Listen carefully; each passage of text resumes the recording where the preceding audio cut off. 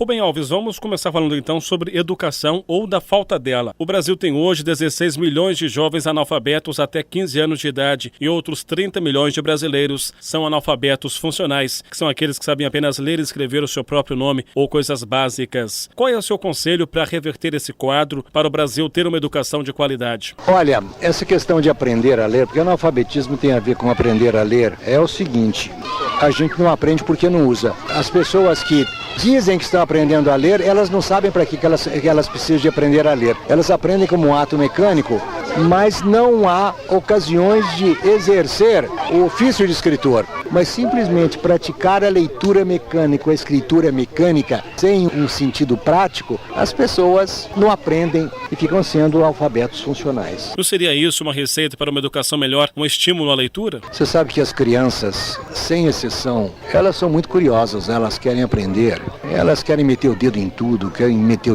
quanto é buraco, elas ficam fascinadas com a sementinha, se você contar casos sobre a sementinha. Elas perdem o interesse quando as coisas da escola não têm a ver com aquilo que realmente as fascinam. Isso aconteceu muito comigo, porque eu tinha muitos interesses paralelos ao interesse da escola. Isso me estimulou muito, né? Eu li muito sem que isso fosse exigido na escola. E uma das razões por que eu li é porque em tempos antigos a gente não tinha televisão, não tinha essas coisas para lotar o tempo, então a diversão era ler.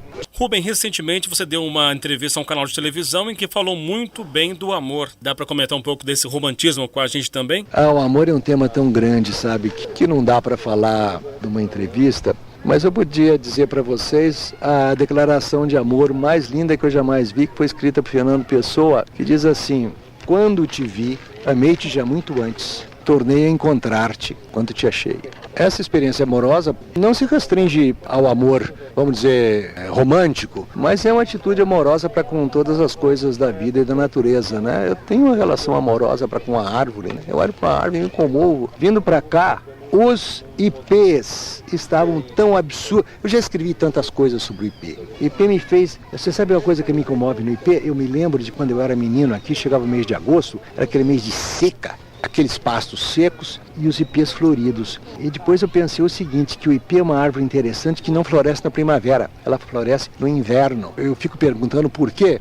Eu acho o seguinte: o inverno é a possibilidade da morte e a hora então que o ipê, para fugir da morte, ejacula as suas flores brancas, cor-de-rosa, roxas, amarelas.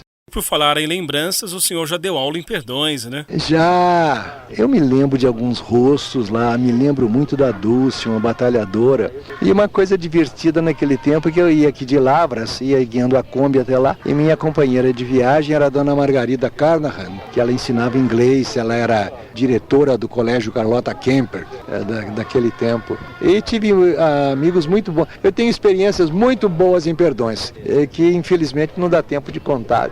Experiências muito divertidas, mas não dá tempo de contar nos limites de uma entrevista.